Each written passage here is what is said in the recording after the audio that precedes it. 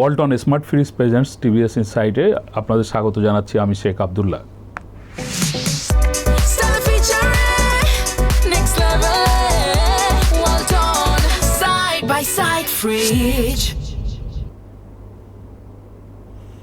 প্রিয় দর্শক, আমরা আজ কথা বলবো জ্বালানি তেলের সরবরাহ পরিস্থিতি এবং মূল্য বৃদ্ধির প্রেক্ষাপটে তার কি প্রভাব পড়তে যাচ্ছে সেটি নিয়ে।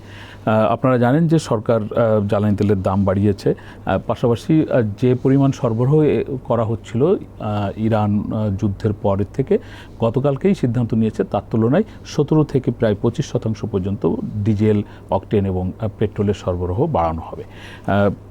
এই সরবরাহ বৃদ্ধির পরে পরিস্থিতি আসলে কতটা উন্নতি হচ্ছে সেটি নিয়েই মূলত আমরা কথা বলবো এবং জ্বালানি তেলের মূল্য বৃদ্ধির প্রেক্ষিতে পরিবহন ভাড়া বৃদ্ধিরও একটি উদ্যোগের কথা আমরা ইতিমধ্যে শুনেছি, কোনো কোনো জায়গায় ভাড়া বৃদ্ধিও পেয়েছে। এই সব কিছু নিয়েই আজ টিভিএসের লিড নিউজ প্রকাশিত হয়েছে। নিউজটি করেছেন টিভিএসের চিফ রিপোর্টার আবুল কাসেম। আমরা তার কাছ থেকেই শুনবো যে আসলে পরিবহন ভাড়া কতটা বাড়ছে বা সরবরাহ পরিস্থিতি উন্নতি হয়েছে কিনা। জনাব আবুল কাসেম, আপনাকে স্বাগত জানাচ্ছি আমাদের স্টুডিওতে। আপনার যে স্টোরি আপনি বলছেন যে জ্বালানি তেলের মূল্য বৃদ্ধির প্রেক্ষিতে পরিবহন ভাড়াও বাড়ছে। গতকালকে এই নিয়ে একটি মিটিং হয়েছে, যদিও চূড়ান্ত সিদ্ধান্ত হয়নি। আবার সরবরাহের ক্ষেত্রেও কিছু পরিবর্তনও এসেছে, সরকার নিজেই সরবরাহ বাড়াচ্ছে। আসলে এখন সরবরাহের সর্বশেষ পরিস্থিতি কেমন, বা ভাড়া কি আসলে সরকার বাড়ানোর সিদ্ধান্ত চূড়ান্তভাবে নিয়েছে কিনা? ধন্যবাদ আপনাকে। আমি যদি সরবরাহের কথা বলি, সেটা হচ্ছে যে সরকার গত রাতে এই সিদ্ধান্তটা নিয়েছে যে তারা ডিজেল এবং পেট্রোল 10% করে বাড়াবে এবং অকটেন 20% করে বাড়াবে। এবং আমরা যদি ঢাকায় দেখি যে ঢাকার যে পাম্পগুলিতে যে দীর্ঘ লাইন, এগুলি কিন্তু বড় অংশই হচ্ছে পেট্রোল এবং অকটেনের। ঢাকায় যেহেতু ঢাকার পাম্পগুলিতে সাধারণত বাস ট্রাক খুব একটা নেই, তো আজকেও ঢাকার বিভিন্ন পাম্পে এই লাইন আসলে আগের মতোই রয়েছে। আমি নিজেও কয়েকটা পাম্প সরেজমিন ঘুরেছি, আমাদের অন্যান্য রিপোর্টাররাও তারা দেখেছে যে দীর্ঘ লাইন আগের মতোই মোটামুটি রয়েছে। কিন্তু পাম্প মালিকরা আশা করছেন যে যদি সরকার রেগুলারলি এই পরিমাণ তেল দেয়, বর্ধিত পরিমাণ তেল দেয়, এবং যে গ্রাহকরা বা আমরা যারা জ্বালানি তেল ব্যবহার করি তারা যদি অস্থির হয়ে না যায়, তাহলে এই সংকটটা ধীরে ধীরে কেটে যাবে। এখানে অস্থিরতার কথা এই কারণে বলছি যে আগে একজন মোটর সাইকেল যিনি চালান, তিনি তার তেলের লাইন যখন রিজার্ভে চলে যেত, তখন হয়তো তিনি একটা পেট্রোল পাম্পে যে তেল নিতেন, বা রিজার্ভেও কিছু সময় চালানোর পরে একটা পেট্রোল পাম্পে যে তেল নিতেন। কিন্তু এখন আমরা দেখছি যে অনেকের মোটর সাইকেলে, আমার পরিচিত অনেকের সাথে যখন কথা হয়, 2-3 দিনের তেল তার মোটর সাইকেলে থাকতেই তাকে তেলের জন্য ঘুরতে হয়, কারণ সে যে আজকে সে তেল পাবে তার তো গ্যারান্টি নেই। সেটি যেরকম আছে, আবার পাশাপাশি যে প্রত্যেকটা পাম্প একটা নির্দিষ্ট পরিমাণ তেল দিচ্ছে, হয়তো কেউ 300 টাকার, কেউ 200 টাকার, কেউ 500 টাকার, এরকম। মানে সে তার পুরো চাহিদা অনুযায়ী তেল একবারেই নিতে পারছে না। হ্যাঁ, 200 টাকা 300 টাকার যেমন পাচ্ছে, আবার এই বারবার যে লাইনে দাঁড়ানো, এটা যে যারা বাইকার বা গাড়ির মালিক, গাড়ির ড্রাইভার, তাদের জন্য খুবই কষ্টকর। আমরা যখন দেখি যে একজন মানুষ আসলে কিন্তু সে শখ করে রাত 12টা থেকে পরের দিন দুপুর 2টা পর্যন্ত এই রোদের মধ্যে রাস্তায় কিন্তু থাকে না, শুধু তেলের জন্যে। আমরা ছোটোবেলা থেকে শুনে আসছি যে টাকা হলে বাঘের দুধও পাওয়া যায়। এখন যেটা দেখা যাচ্ছে যে বাঘের দুধ আসলে তেলের চেয়েও সস্তা হয়ে গেছে। আপনি সবই পাবেন, হয়তো তেল পাবেন না, এরকম একটা সিচুয়েশন তৈরি হয়েছিল। তো সরকারকে ধন্যবাদ যে তারা শুধু মজুতদারির উপরে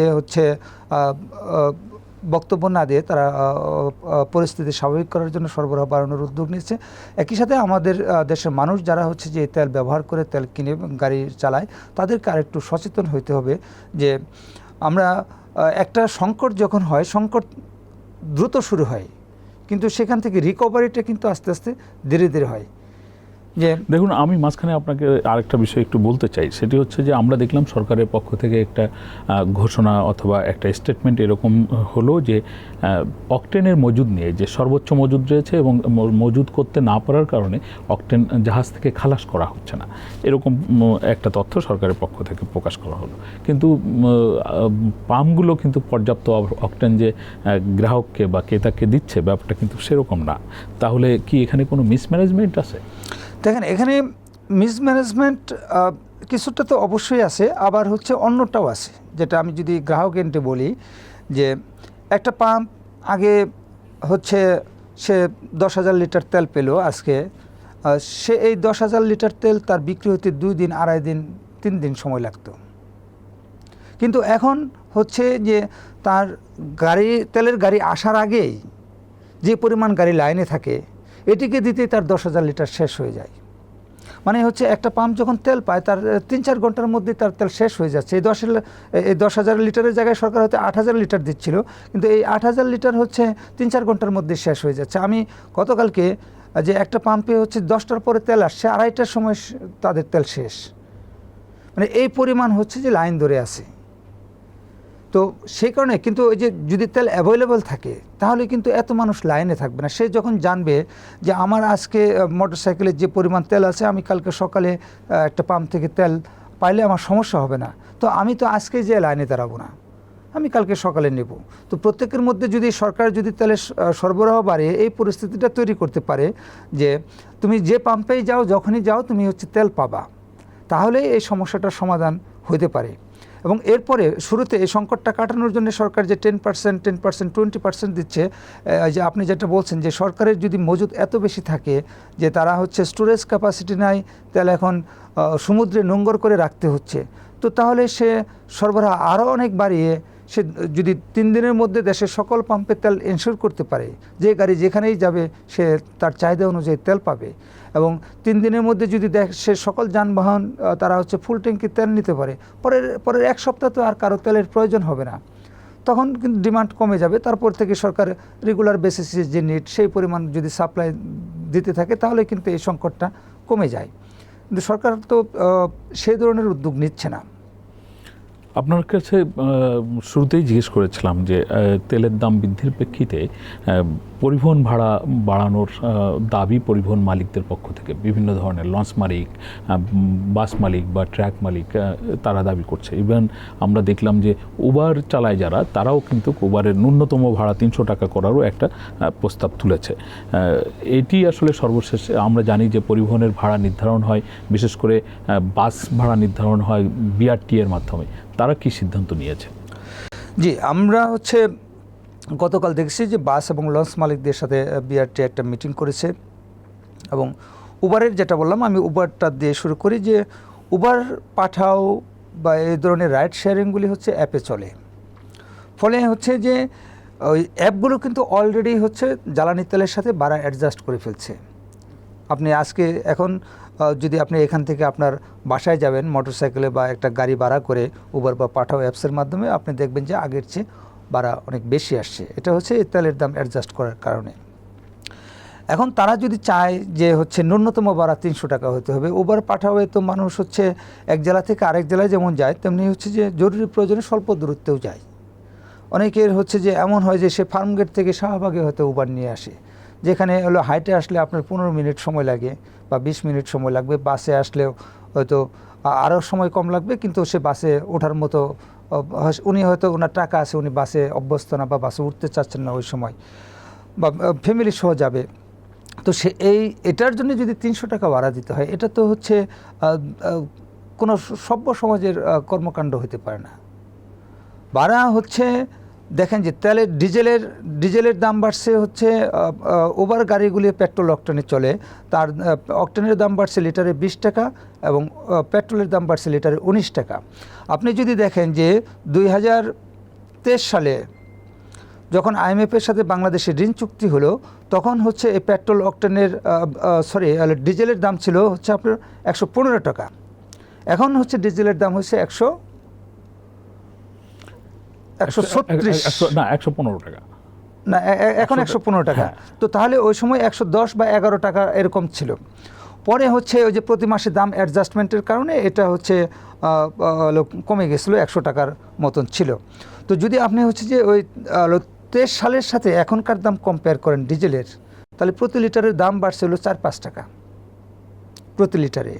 এবং ওই সময় 23 সালে যে হচ্ছে যখন সরকার সর্বশেষ তেলের দাম বাড়িয়েছিল, তখন কিন্তু হচ্ছে এই বাস ভাড়া হলো তখন সরকার অ্যাডজাস্ট করেছিল। তো তাহলে ওই সময় যে বাস ভাড়াটা নির্ধারণ করেছিল, সেই বাস ভাড়া এতদিন চলছে। বিভিন্ন সময় বরং বাস মালিকরা আরও নানান অজুহাতে ভাড়া বাড়াইছে, কিন্তু তার চেয়ে কম নেয় না, সেই ভাড়াটা এখন বহাল আছে। তার চেয়ে যদি লিটারে এখন 4-5 টাকা বাড়ে, তাহলে ভাড়া আসলে কতটুকু বাড়া উচিত? কিন্তু বাস মালিকরা তারা 62%, লঞ্চ মালিকরা 82%, এই ধরনের হচ্ছে যে দাবি নিয়ে তারা সরকারের সাথে বসছে। দেখেন যে ভাড়ায় হলো একটা বিরাট কারসাজি আছে, যে এখন প্রতি কিলোমিটারে ভাড়া হচ্ছে বাস ভাড়া হলো 2.5 টাকা করে নির্ধারণ আছে, 2.5 টাকা করে নির্ধারণ আছে। আপনি কারণ বাজার থেকে বাংলা মোটর হচ্ছে আধা কিলোমিটার রাস্তা, আপনি কয় টাকা ভাড়া দেবেন? আপনি বাসে উঠলে 5 টাকার নিচে ভাড়া নাই।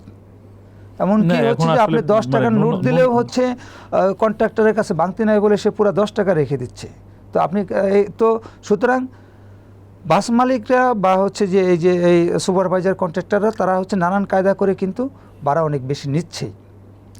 এবং বরং সরকার যদি মনিটর করতে পারে যে হ্যাঁ অ্যাকচুয়াল এই তেলের দাম বাড়ার কারণে অ্যাকচুয়ালি ভাড়া কত হওয়া উচিত, এবং মাঠে যদি সেটা সে এক্সিকিউট করতে পারে, সরকার যদি খুচরা পয়সা হচ্ছে খুচরা টাকা অ্যাভেলেবল করতে পারে কাস্টমারের জন্য, তাহলে হচ্ছে যে সরকারের সেদিকে মনোযোগ দেওয়া উচিত। যে 1 কিলোমিটার ভাড়া যদি 2 টাকা হয়, সে 2 টাকাই ভাড়া দিবে, এবং এই 2 টাকা বা যেখানে 2.5 টাকা ভাড়া হবে, যাত্রী 2.5 টাকা ভাড়া দেবে, তার জন্য 50 পয়সা অ্যাভেলেবল করতে হবে।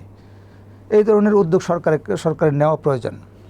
আমরা সবসময় শুনে থাকি যে জ্বালানি তেলের মূল্য বৃদ্ধির সঙ্গে মূল্যস্ফীতির একটি সম্পর্ক রয়েছে। গতকালকে মাননীয় অর্থমন্ত্রী মহোদয় এবং আজকে আমরা দেখেছি বাণিজ্য মন্ত্রী মহোদয়কেও এরকম বলতে শুনেছি যে জ্বালানি তেলের মূল্য যতটা বাড়ানো হয়েছে সেটি আসলে মূল্যস্ফীতিকে খুব বেশি প্রভাবিত করবে না। আপনি বললেন যে বাস ভাড়া বা লঞ্চ ভাড়া এবং ট্রাকের ভাড়া ইতিমধ্যে বেড়ে গেছে বলেও আমরা শুনছি।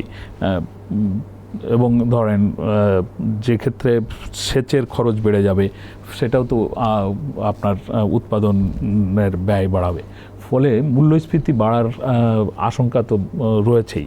আপনার কাছে কী মনে হয়, মন্ত্রী মহোদয়রা যা বলছেন সেটি কি খুব বাস্তবসম্মত? দেখেন যে ক্ষমতায় থাকলে হচ্ছে অনেক কিছু বলতে হয়, যার সাথে যারা বলেন তারাও জানেন যে তারা যেটা বলছেন এটা হচ্ছে সত্য না, যে তারা হচ্ছে এক অংশ বলেন, যেটুকু বললে হচ্ছে তাদের পক্ষে যায়।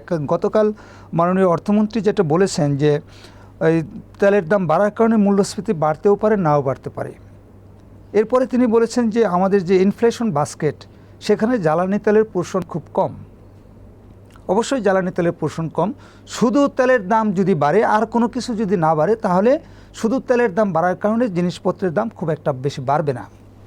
ধরুন যে চালের দাম যদি হচ্ছে কেজিতে 50 পয়সা বাড়ে আর তেলের দাম হচ্ছে লিটারে 5 টাকা বাড়ে, তাহলে হচ্ছে চালের দাম 50 পয়সা বাড়ার কারণে যে পরিমাণ ইনফ্লেশন বাড়বে, তেলের দাম হচ্ছে লিটারে 5 টাকা বাড়লেও ওই ইনফ্লেশন হবে না, যদি তেলের দাম বাড়ার কারণে অন্য কোনো কিছুর দাম না বাড়ে। কিন্তু জ্বালানি, এনার্জি অ্যান্ড ইলেকট্রিসিটি, এটা হচ্ছে এমন এক পণ্য যে এটা হলো ডোমিনো ইফেক্ট বলে, যে এরা হচ্ছে যেদিকে যায় সেখানে সে ইম্প্যাক্ট তৈরি করে যাবে। এখন এই যে তেলের দাম বাড়লে আপনার হচ্ছে ট্রাক ভাড়া বাড়বে, ট্রাক ভাড়া বাড়লে আপনার হচ্ছে পণ্য পরিবহন খরচ বাড়বে, পণ্য পরিবহন খরচ বাড়লে হচ্ছে পণ্যের দাম বাড়বে। এই পণ্যের দাম হচ্ছে কোন পর্যায়ে বাড়বে? সকল পর্যায়ে, ফ্যাক্টরি পর্যায়ে বাড়বে, ফ্যাক্টরি পর্যায়ে দাম বাড়লে পাইকারি পর্যায়ে বাড়বে, খুচরা পর্যায়ে বাড়বে, ভোক্তা পর্যায়ে বাড়বে, এবং এই প্রত্যেকটা চ্যানেলে হচ্ছে আপনার প্রফিট মার্জিন বাড়বে। আপনি একজন পাইকারি ব্যবসায়ী, আপনি আগে 100 টাকা দিয়ে একটা পণ্য কিনে 105 টাকায় বেচতেন, এখন আপনি 110 টাকায় দিয়ে পণ্য কিনে তো আপনি হচ্ছে 115 টাকায় বেচবেন না, আপনি হচ্ছে এই যে এডিশনাল যে 10 টাকা ওখানে ইনভেস্ট করলেন, এই 10 টাকার জন্য আপনি প্রফিট করবেন, আপনি তখন 117 টাকায় বেচবেন। তো তার কাছ থেকে খুচরা ব্যবসায়ী যে দামে আনতো বা সে যে প্রফিট করতো, তার চেয়ে আরও বেশি প্রফিট করবে। যদি চালের দাম বাড়ে, আপনি শুধু হচ্ছে চাল কিনতেই বেশি টাকা লাগবে, আর কোনো কিছু কিনতে বেশি টাকা লাগবে না। কিন্তু আপনি যেটা বলছেন যে তেল যেটা শেষে ব্যবহার হচ্ছে, সেখানে হচ্ছে তাহলে হচ্ছে ধান উৎপাদনের খরচ বেড়ে যাবে, আলু পেঁয়াজ সব কিছু যেখানে পানি লাগে সেটার উৎপাদন খরচ বেড়ে যাবে, এবং সেটার উৎপাদককে যদি আপনি প্রফিট দিতে চান তাহলে সে এখন যে দামে বিক্রি করতেছে তার কাছ থেকে বেশি দামে কিনতে হবে। একই সঙ্গে হচ্ছে আপনি এই তেল দিয়ে হচ্ছে ইলেকট্রিসিটি তৈরি করতেছে সরকার। এখন তেলে ভর্তুকির কথা বলে তেলে ভর্তুকি কমানোর জন্য হচ্ছে তেলের দাম বাড়াইছে। এরপরে দেখবেন যে আপনার হচ্ছে বলতে হবে যে আমাদের বিদ্যুতের ভর্তুকি অনেক বেড়ে গেছে, কারণ সরকার তো বিদ্যুৎ কোম্পানিগুলো তো এখন এই যে লিটারে 15 টাকা বেশি দিয়ে ডিজেল কিনে সে বিদ্যুৎ উৎপাদন করবে, তাহলে বিদ্যুৎ কোম্পানির তো বিদ্যুৎ উৎপাদন খরচ বাড়বে, তো তাহলে তার সাবসিডি কমানোর জন্য তখন আবার আপনি বিদ্যুতের দাম বাড়াবেন। এবার বিদ্যুতের দাম যখন আপনি বাড়াইতে যাবেন তখন বিদ্যুৎ কোম্পানি আর হচ্ছে গ্যাস কোম্পানি যেটা হলো তেল দিয়ে হলো বিদ্যুৎ উৎপাদন করে আর যেটা গ্যাস দিয়ে বিদ্যুৎ উৎপাদন করে, তো গ্যাসের দাম আন্তর্জাতিক বাজারে বাড়ছে, IMF-এর ওখানেও ভর্তুকি প্রত্যাহারের চাপ আছে। এরপরে হচ্ছে গ্যাসের দামও সরকার কিন্তু বাড়াবে। দেখেন যে অলরেডি ফার্নেস অয়েলের দাম সরকার বাড়িয়েছে, যেটা শুধু বিদ্যুৎ উৎপাদনে ব্যবহৃত হয়। এখন তেলের দাম বাড়লো, LPG-র দাম বাড়ছে, তো তাহলে বিদ্যুতের দাম বাড়ানোর একটা প্রক্রিয়া সরকারের মধ্যে রয়েছে আমরা যতটা জানি। তো তাহলে শুধু হচ্ছে যে গ্যাস, তো সেটার দাম কেন বাড়বে না? সেটাও বাড়বে, হয়তো একই দিনে এক সপ্তাহের মধ্যে সব কিছু বাড়বে না, পর্যায়ক্রমে বাড়বে। তো এটার হচ্ছে বিরাট একটা ইফেক্ট আছে, ইম্প্যাক্ট আছে, এবং এই ইম্প্যাক্ট থাকার কারণেই কিন্তু সরকার হচ্ছে এই দাম বাড়ানোর ক্ষেত্রে একটু সময় নিয়েছে। যে নতুন আমরা ক্ষমতায় আসছি, এই সময় এমনিতেই মূল্যস্ফীতির হার অনেক বেশি আছে, তো মানুষের অনেক প্রত্যাশা আছে, নির্বাচনে মানুষটি অনেক ভালো ভালো কথা বলে তাদের কাছ থেকে ভোট নিয়েছি, তো এই সময় হঠাৎ করে এত কিছু আসলে চাপায় দিলে মানুষ হচ্ছে ক্ষুব্ধ হতে পারে। সেই কারণে কিন্তু সরকার সময় নিয়েছে। অন্য দেশের তুলনায় বাংলাদেশের জ্বালানি তেলের দাম অনেক পরে বাড়িয়েছে, যদিও দাম বাড়ানোর পরেও সরকারের সাবসিডি এখানে দিতে হবে, কিন্তু এই যে দাম বাড়ার কারণে মূল্যস্ফীতি বাড়বে না, এই কথাগুলি আসলে মন্ত্রীদের বলার তো কোনো প্রয়োজন নেই। মন্ত্রীরা বলবেন যে হ্যাঁ, যে ইম্প্যাক্ট সাধারণ মানুষের উপর তৈরি হবে সেটা আমরা কিভাবে দূর করতে পারি। সরকার বিভিন্ন ধরনের কার্ড দিচ্ছে, ফ্যামিলি কার্ড দিচ্ছে, কৃষক কার্ড দিচ্ছে, সোশ্যাল সেফটি নেট আরও বাড়াবে, গরিব মানুষের যাতে খেয়ে পরে বাঁচতে পারে সেজন্য আমরা OMS আরও বাড়াবো। এ ধরনের সরকারের কিন্তু অনেক উদ্যোগ নেওয়ার আছে, যে তেলের দাম বিদ্যুতের দাম বাড়লে সাধারণ মানুষ, সব মানুষেরই খরচ বাড়বে, কিন্তু সাধারণ মানুষ এফেক্টেড হবে বেশি। তাদের যাতে টিকিয়ে রাখা যায় সেজন্য সরকারের হাতে অনেক ইনস্ট্রুমেন্ট আছে, যদি সরকার সেগুলি নেয় তো মন্ত্রীদের আসলে সেদিকে মনোযোগ দেওয়া উচিত। ধন্যবাদ আবুল কাশেম আপনাকে। আপনার কাছ থেকে আরেকটু শুনতে পারলে ভালো হতো, কিন্তু আমাদের সময়ের স্বল্পতার কারণে সেটি সম্ভব হলো না। প্রিয় দর্শক, আমরা এতক্ষণ ধরে জনাব আবুল কাশেমের কাছ থেকে শুনছিলাম জ্বালানি তেলের সরবরাহ পরিস্থিতি কী এবং তার দাম বাড়ানোর প্রেক্ষিতে কী ধরনের প্রভাব পড়তে পারে। আমরা শুনলাম যে মূল্যস্ফীতি বাড়ার আশঙ্কা রয়েছে এবং সেটি জনজীবনকে বিপর্যস্ত করবে। আসলে জ্বালানি তেলের ক্ষেত্রে বাংলাদেশ যে খুব বেশি স্বনির্ভর তা নয়, মোটেই স্বনির্ভর নয়, সম্পূর্ণভাবে আন্তর্জাতিক বাজারের উপরে নির্ভরশীল। তার মধ্য দিয়ে আমরা চাইব যে সরকার যেভাবে সরবরাহ বা তাদের মজুতের বিষয়ে বলছে, মাঠ পর্যায়ে যেন সেটি নিশ্চিত করা হয়। সরবরাহ শৃঙ্খলে যদি কোনো কারণে কোনো ধরনের অসুবিধা থাকে সরকার সেটি দূর করবে। পাশাপাশি যারা উৎকণ্ঠিত হয়ে বেশি কেনার চেষ্টা করছেন তাদের কাছে আমাদের অনুরোধ থাকবে যে সরকার যেহেতু বলছে যে পর্যাপ্ত মজুদ রয়েছে, আপনাদের উৎকণ্ঠার উদ্বেগের বিষয়ে থাকতেই পারে, কিন্তু তারপরেও আপনারা সরকারের উপরে আস্থা রাখুন, নিশ্চয়ই পরিস্থিতির উন্নতি হবে। আমাদের আলোচনা আপনাদের ভালো লাগলে আপনারা শেয়ার করবেন, লাইক করবেন, TVS-এর সঙ্গে থাকবেন। সকলকে ধন্যবাদ।